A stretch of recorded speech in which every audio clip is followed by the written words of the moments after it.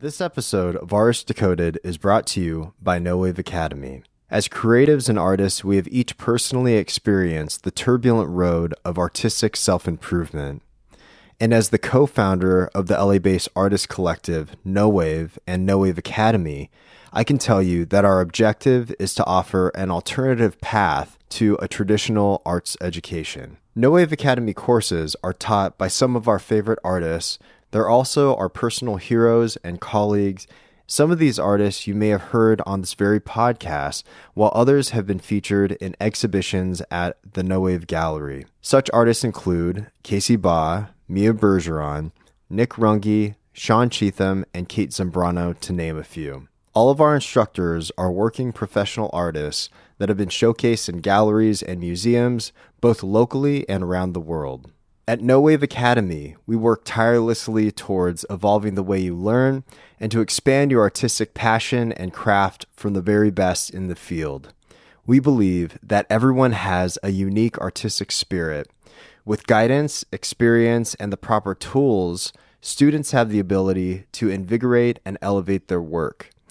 You can unlock and unblock your creative inner voice. Join us and walk into the next chapter of your personal artistic evolution. Go to nowaveacademy.com. That's nohwaveacademy.com. Type in AD-10 at checkout for 10% off. Now, on to the episode.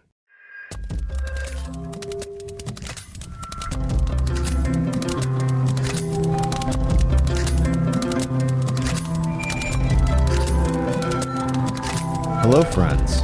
Welcome to Artist Decoded. This is your host, Yoshino, and you are listening to episode 185. This was an interestingly contemplative conversation with painter Adam Hall, who has a show opening up at Robert Lang Studios in Charleston, South Carolina, entitled Current Journeys. And we talk about how he got his start in the music industry, managing various bands, and how he eventually transitioned into painting full-time. We then drift into conversations about openness to one's personal truth, or truths for the context of this conversation, rather, which then led us into talking about morality and spirituality, which are two subjects that I thoroughly enjoy talking about. And there was a lot to unpack in this episode, which I feel can be commingled into the essence of how he paints and thinks. And if you'd like to go check out the oceanic beauty of his work for yourself, you can do so on IG at Adam Hall Art or on his website, adamhallart.com. So here it is, for your listening pleasure, my conversation with painter Adam Hall. Hope you enjoy it.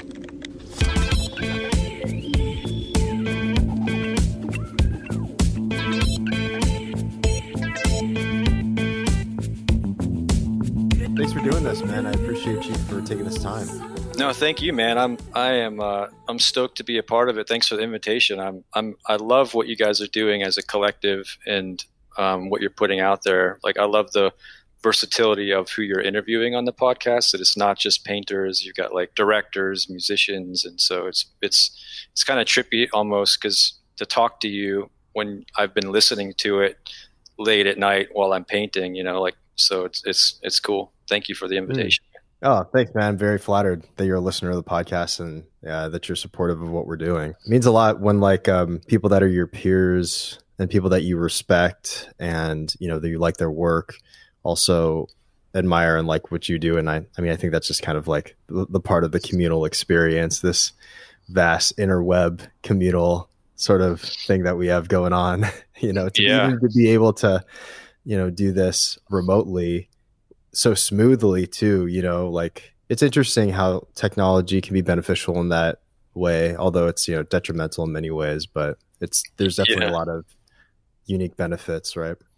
Yeah, I mean, I think that's something that I was super aware of during this time, is just the huge bonus, like the plus side to technology, because we're always talking about being addicted to our screens.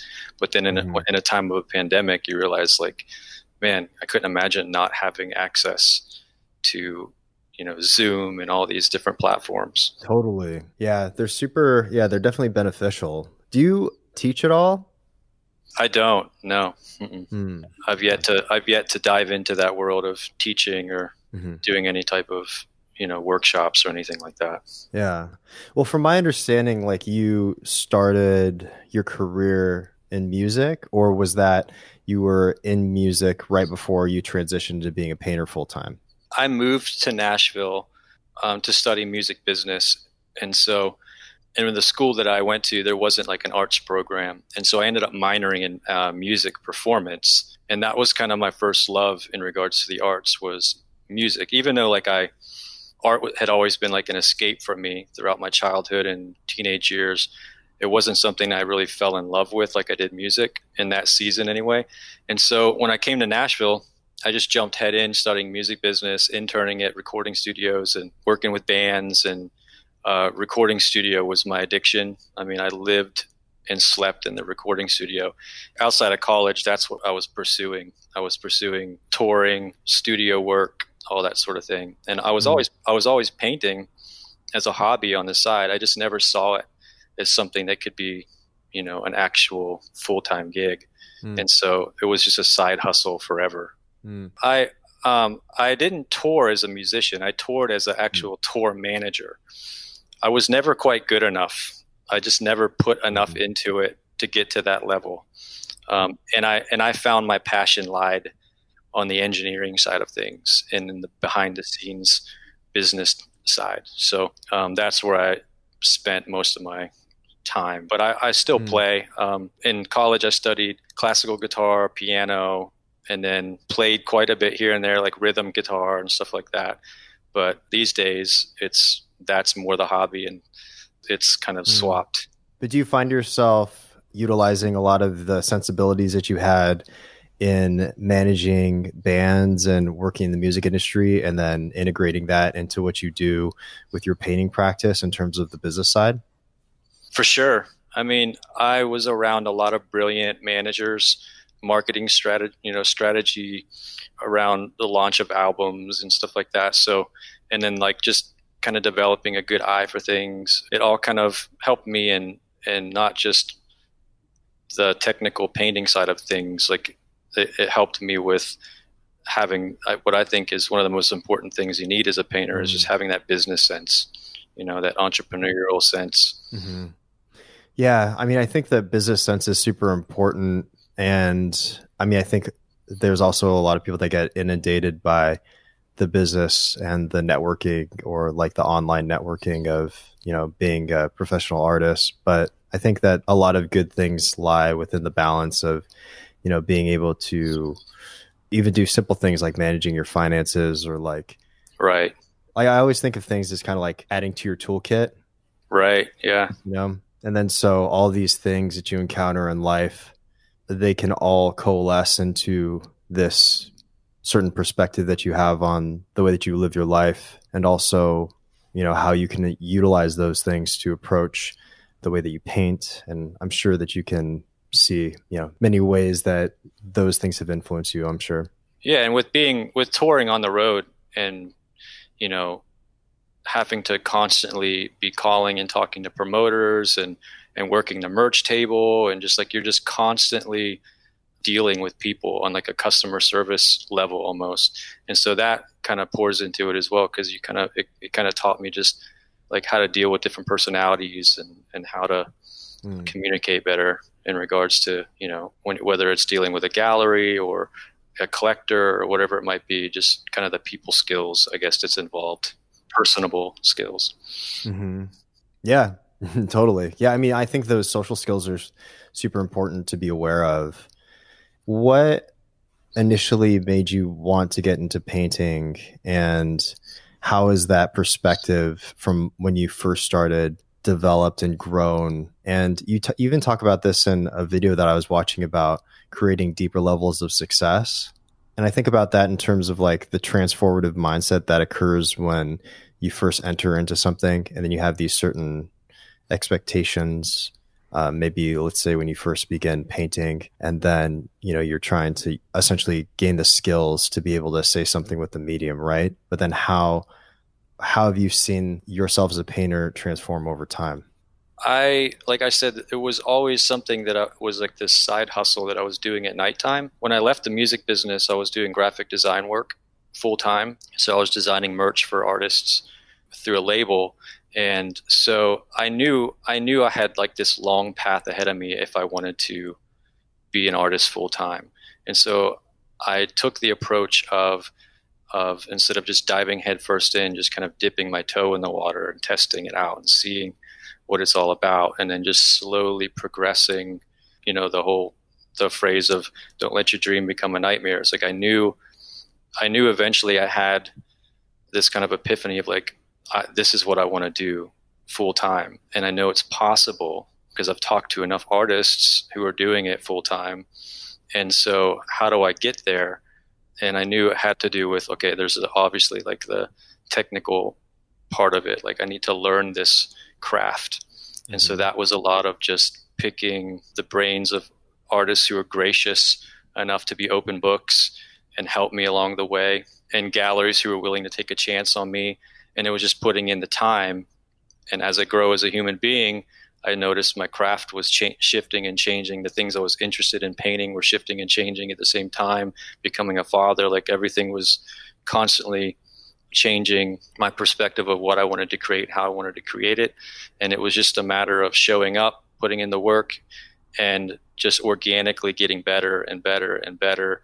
And being surrounded by people that are way better than me is what really helped me reach new levels in regards to the craft itself. Was just having that like healthy comparison where you're seeing what others are doing around you and learning from them. And so it just kind of was an organic growth path, man. Like it just kind of happened through showing up and putting in the work. And yeah.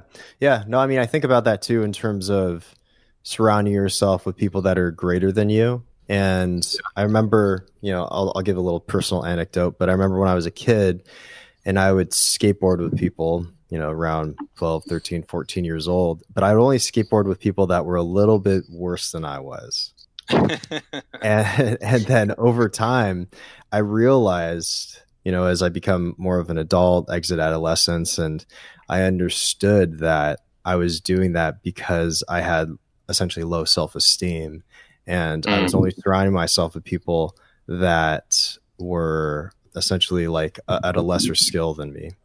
But then I think the more that I reflect upon it and the more conscious, and this could be just for anyone, I think the more conscious you are of the people that you surround yourself with. I mean, there's so many different, I don't know exactly where I heard this from, but it's like, you are essentially the 5 people that you hang out with the most, you're divisible by those 5 people, and so it's always good. I like that.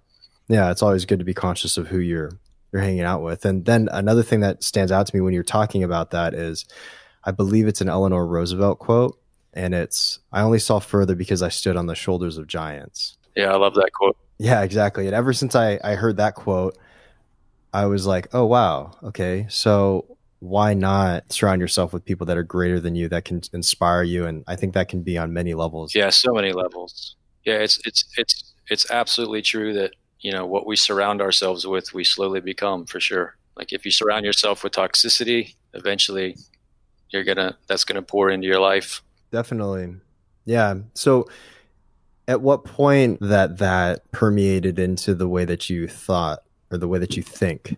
I think I've always kind of felt, just through kind of my relationships throughout college and post-college, I've always kind of been lucky to be around people who were just so much more talented than me. So I kind of learned humility like early on, like especially moving to Nashville. You think you're good at music, and then you move to a town like this and you're immediately put in your place. And so I learned that pretty early on through mentors and professors and just really great friends who poured into my life. So yeah, I think I learned that kind of early on in those younger years of just finding myself in a place where that was just natural. Like you were just always around somebody better than you. And I think, I also was lucky to be around a group of friends and musicians and writers and, of all sorts who not only had the talent, but they had a humbleness about them. So there was no real cutting down or, there was not like a toxic jealousy environment. It was all very much the idea of a rising tide lifts all ships type of mentality. And so I learned that early on too, which really helped, which is, understanding how to be humble and have humility and always be willing to learn. I don't know if that answers your question, but No, it does. Yeah. Yeah. And I'm also wondering too, with these ocean scenes that you paint, like, would you consider yourself a spiritual person? yes, I would say, man, that's that's a ever changing part of my life for sure. Like In what way? well, I think, I didn't grow up in any type of really faith-based atmosphere at all. But when my parents split up, my dad started being pretty, like he became pretty church on Sunday, very Christianity became like a big thing in his house. And so whenever I'd go live with my father, that was kind of my introduction to faith, was the Christian faith, very evangelical, conservative based Christianity, like your typical Bible Belt, I hear you. Yeah, so that was kind of my intro into it, and then I've kind of run the gamut of all kinds of different denominations and being involved on all different levels to not being involved at all to scratching the whole thing to these days with being a father.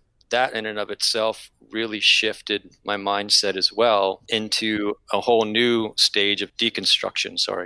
So I would say, when I say that, I meant like I've just been in deconstruction mode, to where I've been looking at things from all different directions and not being married to any of my ideas and trying to just be completely open. So when I say I'm spiritual, that's definitely like built into me, and it's something that is deep within me in regards to who I am as a person, whether it's meditation or worship, prayerful practice, whatever you want to call it. It's something that is always there, but it's always a mystery as well. Like I'm always kind of it's just like this constant state of questioning, which in my opinion is one of the beautiful things about it all.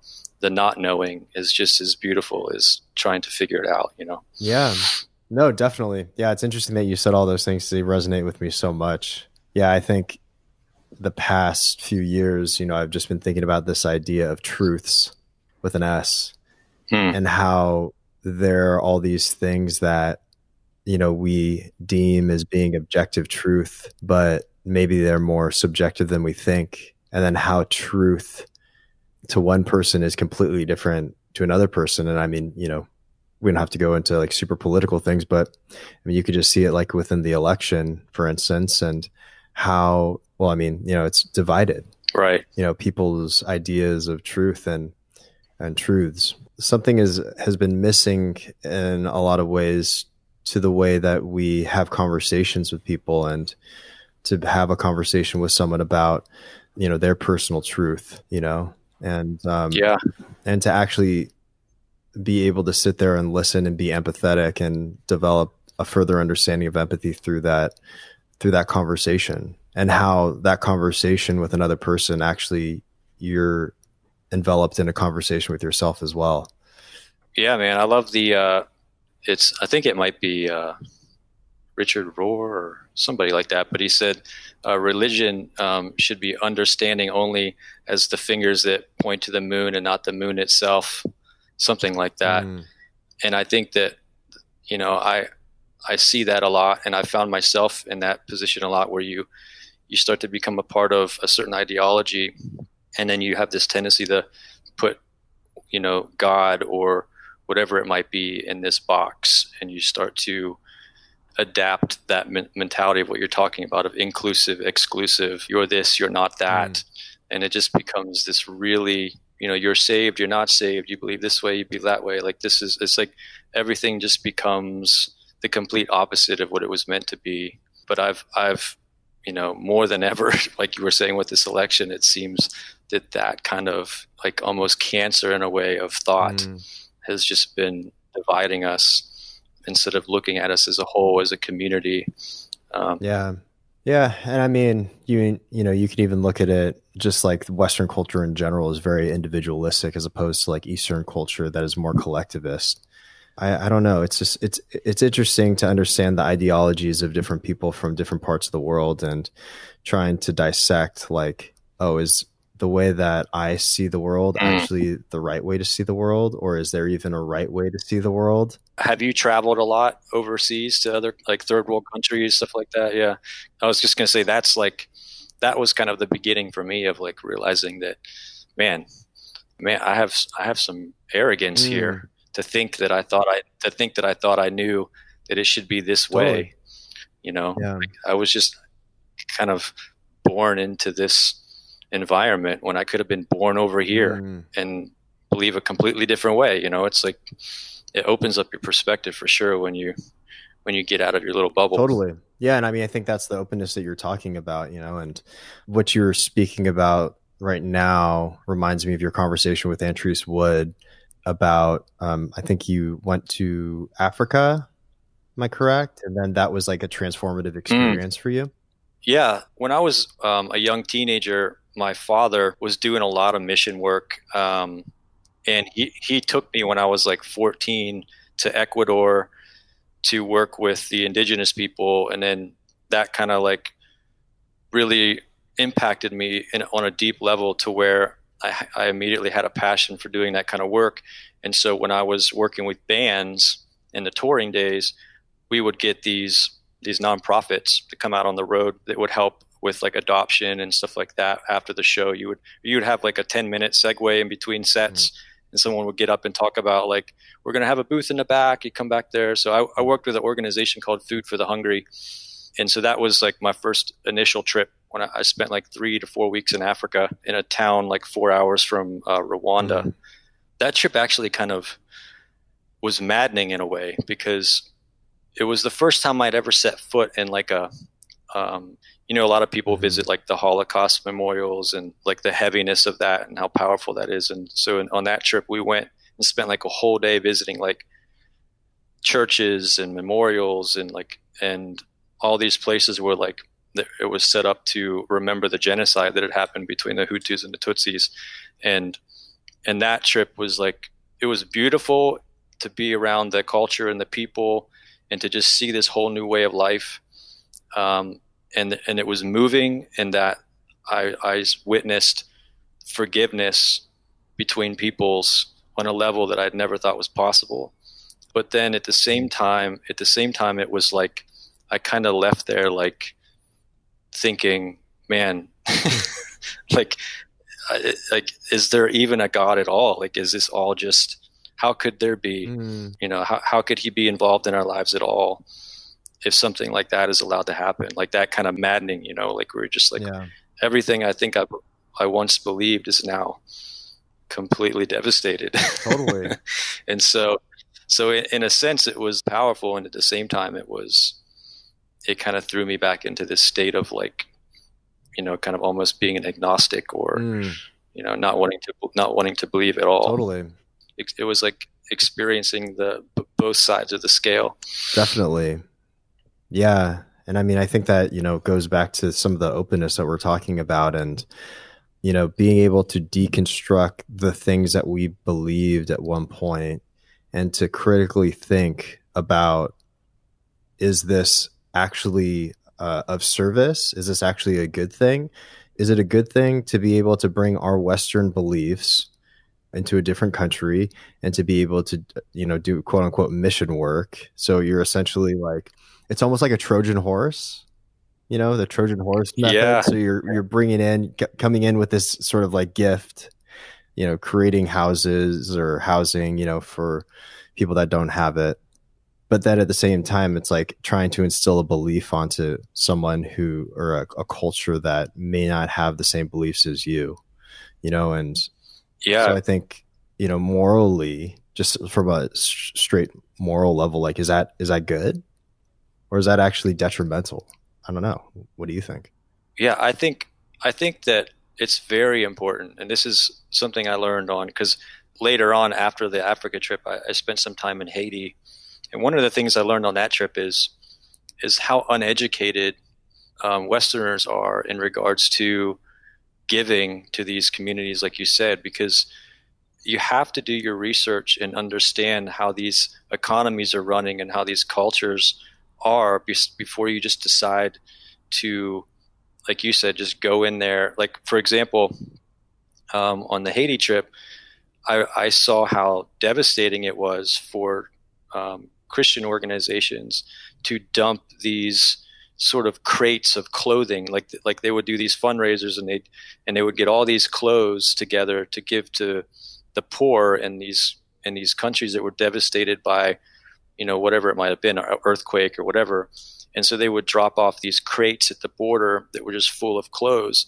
But in the long term, that actually devastated the economy there, because all the people who were making a living making clothes and selling clothes, it was just a very uneducated response without having feet on the ground and understanding what's actually going on there in regards to clothing, that just one specific thing.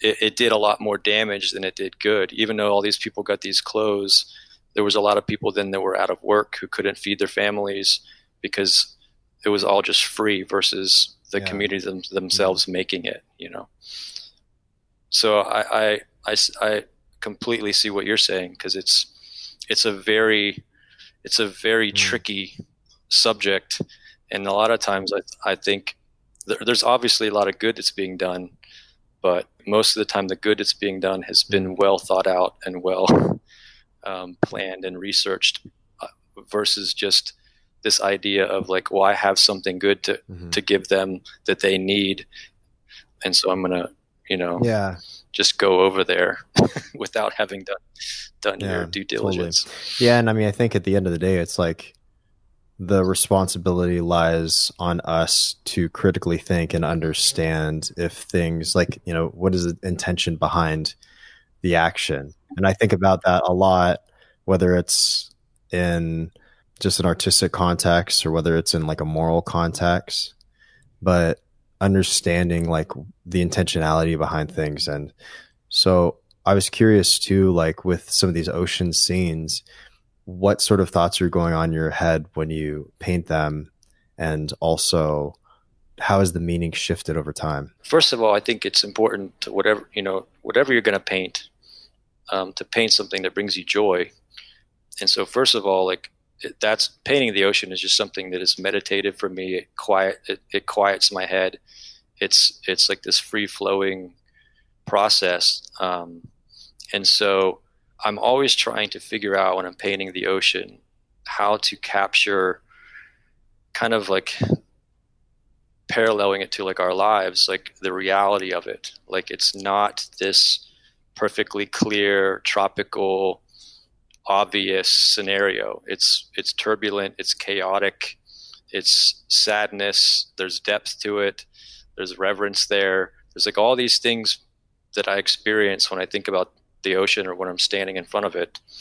And so I'm trying to find this balance when I'm painting it, where I'm like, how can I capture all of that depth that's there, but to where some people might see it as sadness or this somber, alluring thing, whereas others might find hope in it. Like I'm always trying to balance that, like the darkness and the light at the same time. And that's whenever I've done like whenever I'm like super stoked about a painting, it's because I felt like I balanced those two things, where I feel like it would appeal to someone who might feel hope or might feel the more dark side of it, and that's, and so that's kind of where I've been at lately with it. When I first started, it was more of just trying to figure it out, just like, looking at other ocean painters and like, how do I knew kind of the vibe I was going for, but I just was terrible at it. I still feel like I'm kind of terrible at it a lot of the times, but it kind of naturally grew into that idea. painting, that sort of weight that you Yeah. feel. And also the idea of like how I don't know, I guess it's kind of silly to say, but the ocean sometimes reminds me of how little control I have. Like it's like there's like it can just swallow you up at any time. It's like it's all these different things, and so there, and then there's also like the beauty in like surrendering to that idea, kind of like what we were talking about before.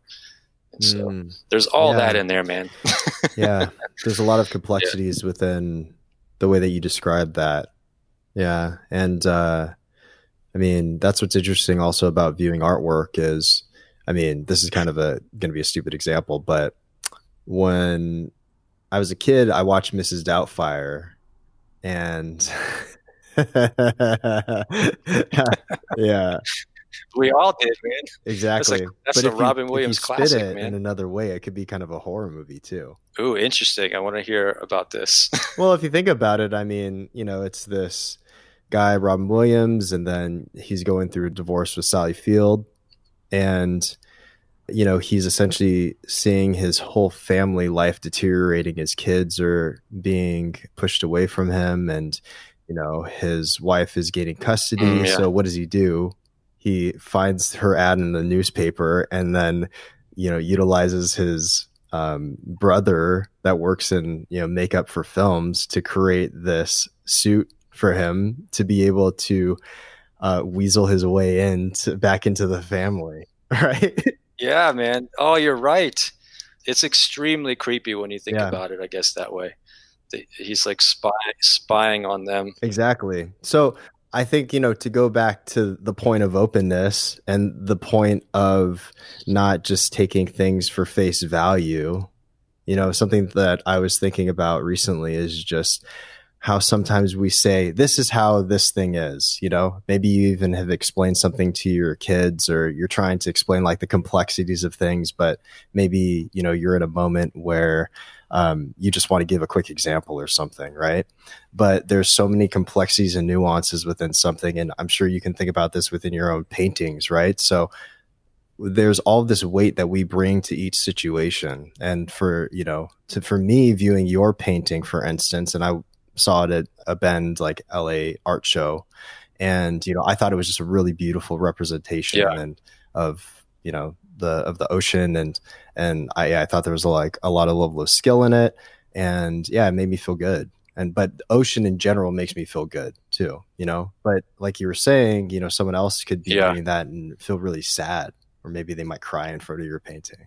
so there's all these things that we bring into conversations, into watching a film, into observing a painting, and the more observant we are, the more that we can actually dissect those nuances and try to find meaning out of them, if there is any meaning. Yeah, and that's one of my favorite things about being an artist is you're a part of something that's evoking an emotion out of someone, and like you said, what that person brings into that experience of viewing your work. I did a show last year called Out of Hibernation, which was like all these paintings dealing with my anxiety of being a father, and it had a lot of the figures going into the space that were these anonymous, mysterious figures in rain jackets. And I had in my studio, I had this one painting that was a 7-foot tall ocean painting, similar to the one that you saw, but just really big, like a lot bigger. And that one painting, this is kind of an interesting story, but this one painting, I had like really poured my whole self into it. Out of any other painting in the whole show, like 20 paintings, this one ocean painting, I had decided, and like I was in a dark place mentally, and I just decided I'm gonna like listen to all this like cheesy like worship music and like meditation music, and I'm just gonna like have it cranked in my headphones and just pour out everything I have into this painting. And I only did that for that one painting. And like a month before my show, I had all the work hanging in my studio, and I was working on that one painting. I was almost done with it. And a woman who was a jeweler who worked like down from me, she was new to the space. We have like a collective space where my studio is all these different makers. And she walks in and she just like gravitated to that painting and started weeping. And that's like what, like, I've had like, I can count on my hand like the many of times I've ever experienced someone have like that type of emotional reaction to an action, to just a flat surface, like a painting. Like you see it all the time with film and music, Mm, but it's a lot more rare to totally. see that kind of a reaction to a painting. Um, and she just started weeping, and she was like, "Oh my God, like I'm so sorry, like I don't just cry in front of strangers like this." And then like 3 months later, and I mean, she had to have been like in her early 40s. And a few months later, I ran into her again, and she was like, "Hey, I'm so sorry about that the other day when like I was crying in your in your studio in front of that painting, but I just been like really struggling with my faith and with like all these things going on in my life, and something about that Mm, painting just like spoke to me, and I felt this like totally. release of all these emotions." And then like, not to give you a super depressing story on here, but like a couple months later, I went over to where she works, and there was a sign up that said she had passed.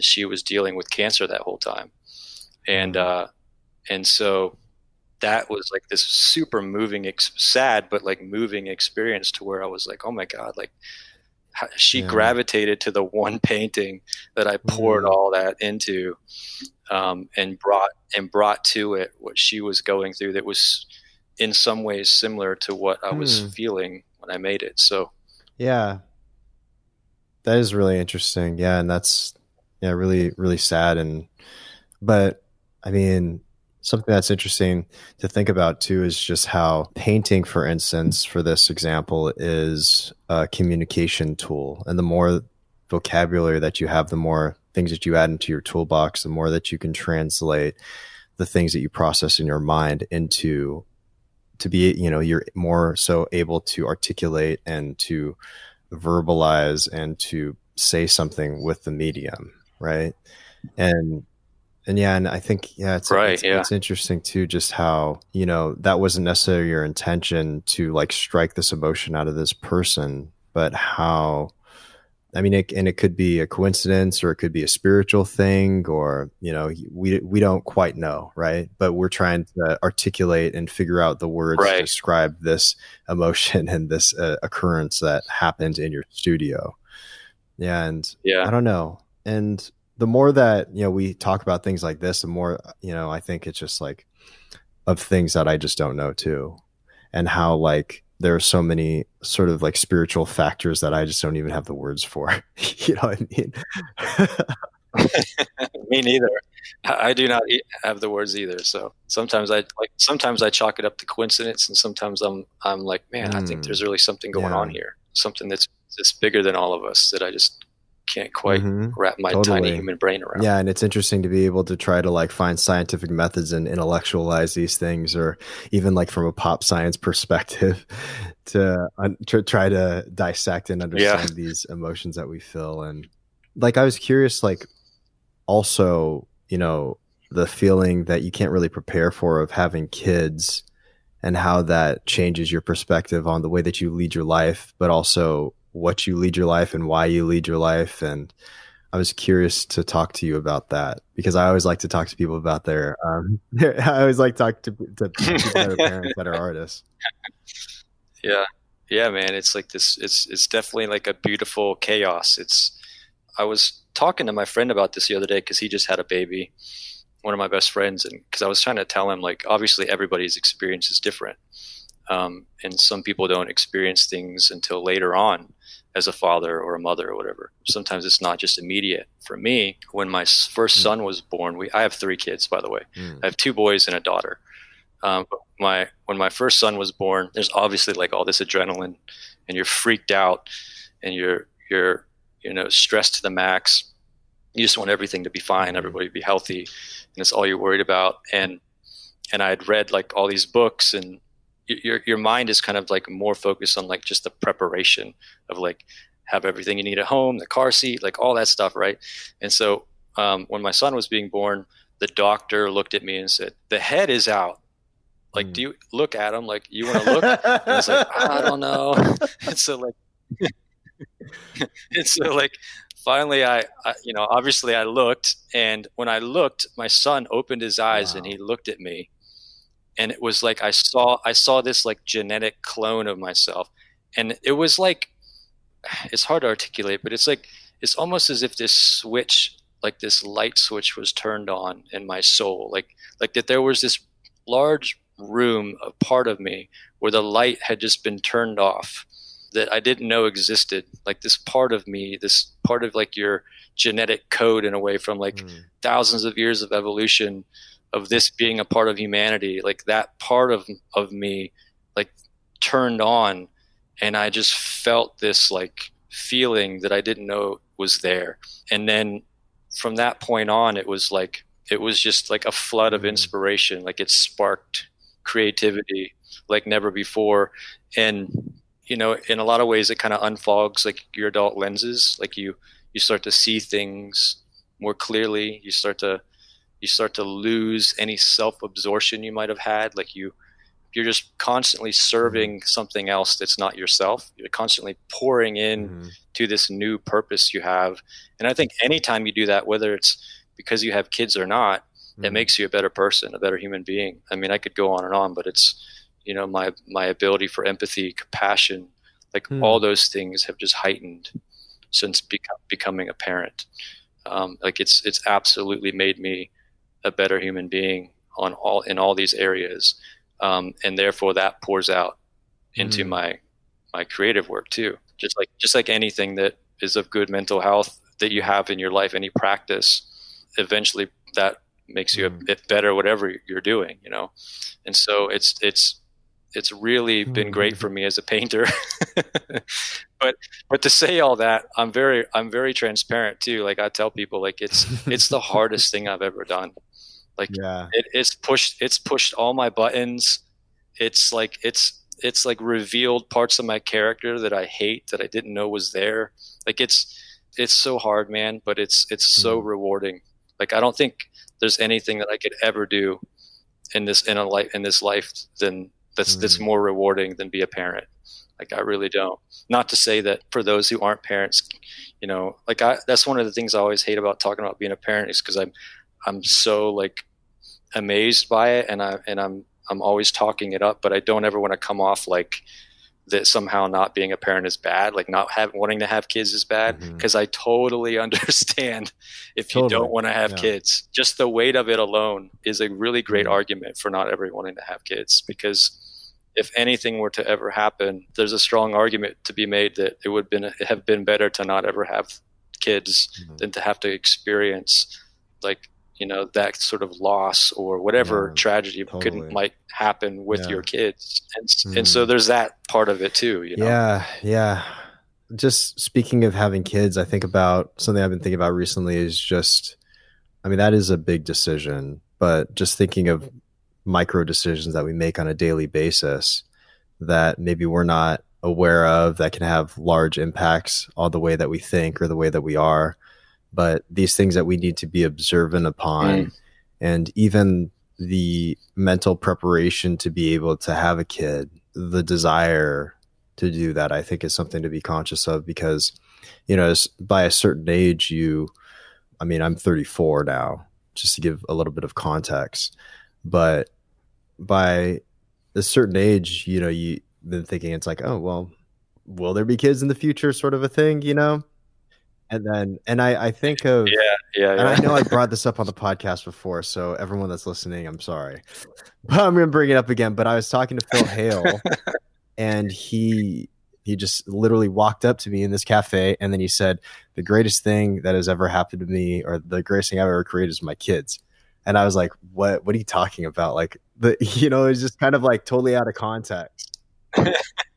Yeah, it was almost like he was giving me a gift or something. He's like maybe pointing like the light onto something that I generally don't think about like super deeply. But ever since he said that, and I still talk to Phil all the time, but that has been super impactful. So I'm very curious to artists that have kids and to be able to find that balance. And then also I think, like, you know, whenever anyone asks me about, you know, if you don't have kids, like people generally ask you, oh, you know, do you ever want to have kids? Right. And then I think like, well, I want to know the feeling of basically loving something more than I love myself, you know, and actually right.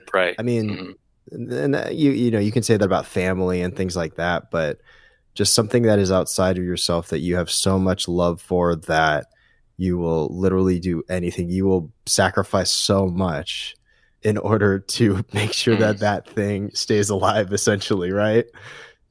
I think a lot of artists, like my friend who just had a baby, this is his second child, but before he had his first, he's a touring musician, and so he was just like, dude, I'm like, it's like he was terrified that it was going to ruin his career. Like he was, it was like this, which is like a natural human feeling, right? Like, especially if that's your job, like you tour and you're like, well, I don't want to be a terrible father who's gone all the time and isn't there to be present with my kids. And I think a lot of artists or creatives or like whatever, that's part of the fear is like, well, like I'm going to have to give that up, like I'm going to have and I think it's the complete opposite. Like I think everything that I've experienced personally and that I've seen through my friends is that when everything's done the right way, like, and I think a lot of it also has to do with like your partner involved, obviously, like, for like that carries a lot of, like that that can change things if you don't have the right support. Right. And so if all that's good, then I've found that, it does the opposite in that I'm striving creatively. I have more time than I've ever had. Obviously in the beginning it's hard. Like you have to surrender to the fact that, okay, this is where I'm at now. Like I've got to spend the next 6 to 8 months, like not sleeping much and rearranging my schedule and figuring it all out. But it's super doable. And it's for someone who might be lacking in discipline, that right there, right there will light a fire under your ass and put some discipline in your life, because you can't just sleep in. You can't, like you have to have structure. And if you don't have structure, things will just unravel, man. and so like I've found that I've done better than I've ever done creatively after having kids. It's just a matter of structure and discipline, which was something I was kind of lacking in before I had kids. Interesting. So, yeah. So going into your newest show, that's going to be at Robert Lang's Current Journeys, like what were some of the ideas behind that? Was it having to do with your kids, or, I mean, I'm sure it was a confluence of a lot of things, but I'm curious from your perspective. Yeah, it was definitely a confluence of a lot of things. So whenever I'm doing a show, I always approach it, as a whole, like the entirety of all the work. So I think of it as like, what do I want the person like who walks in, who's surrounded by all these paintings to sort of feel? And so I have the gallery send me like a diagram of the space, and I do like a mood board. And then it's almost like when you're like, if you were putting a record together, you might have like 50 songs and 20 songs and you narrow it down to like 12 for the album.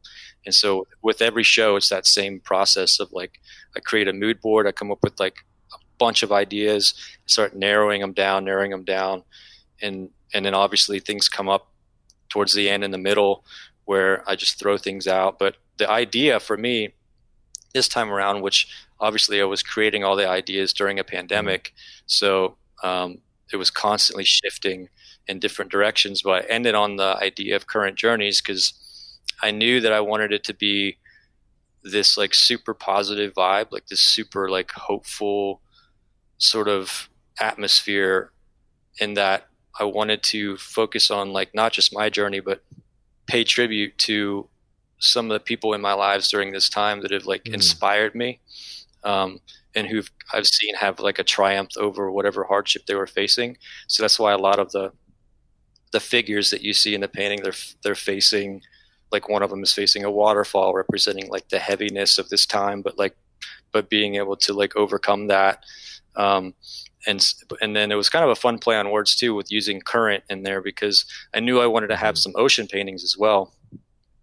And so like playing on like the word current with the constantly changing currents of the water, and then like that kind of paralleling to like the current state that we're all in, and so that's kind of the overall feeling of it is a lot of figures kind of going into a space, but I also knew for sure this time around, I wanted it to be more intimate than my last show, in that when I have the figure in the painting, it's no longer super anonymous. Now you kind of see the hood of the jacket down with this gentle hair, and you're getting like a glimpse behind the curtain, kind of who these people are. So there's like a more personal side of it, and so I knew I wanted to explore that, and sort of evolve what I had been doing into what it is now. And so I was tying in the idea with the record, with the songs on the record, because I feel like anytime I do a show, and why I love doing shows is because it forces you to just come up with all these ideas and a whole body of work, to where I'm just constantly being able to like recycle the ideas that didn't make it in the last show, and then it's also always sparking new ideas. And so after I finished the show I did that I referenced before called Out of Hibernation, during that show I knew right away, I was like, I'm going to evolve this into where the hood is down of the jackets and the figures, and you start to see behind the curtain a bit. So that's kind of a quick little synopsis of what it's about. But yeah, it's multi-layered. Yeah. So the show opens December 4th, and I have about 4 paintings to go. I've started all of them, so I'm not starting from scratch on all 4 of them, but I've got to finish about 4 paintings, and then I'm calling it quits. Yeah, so I think I'll have like 15 or 16 total. I try to just fill the space as much as I can, and as long as like the space seems full, then I'm good. I just don't want there to be any empty space in there. So I think I'll land on that number of paintings when I'm done. Yeah. Or it can be like David Lynch and create. Have you ever seen David Lynch's masterclass? No. He says something along the lines that he creates 70 ideas and he puts it on index cards, and then that's the movie. Yeah. I mean, I don't know how true that is. Maybe he's just presenting that as an idea, for people to easily consume. But I don't know. I think it's really good to be able to like curate your work. But then again, I don't know. I mean, David Lynch has his own method, and everyone has their own sort of method. That's the thing that's important, is I think that everyone has their own sort of method, and the more that you can actually understand your own personal way of like intaking things and your own methodologies, and then also being able to totally deconstruct those methodologies and like get rid of them if they don't serve you anymore. I think that's super important to constantly transform, I'm already like thinking about throwing that method out. I'm like, I think my next show, I'm just going to try something completely different. I don't know what that is yet, but that's my current method that helps me stay on track. But I'm definitely open to throwing that out.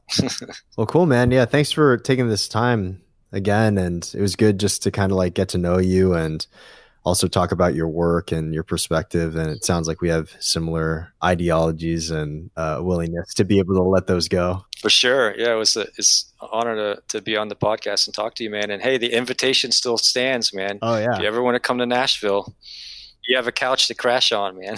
Oh, nice, man. Oh, thanks. I appreciate that, man. Yeah, I love kids, so so I don't know, just throwing that out there. Yeah, come live in my chaos for a couple of days. That'll yeah. That'll help you make up your mind. All right, well, thanks, man. I appreciate it. Hey, thank you, man. Appreciate it.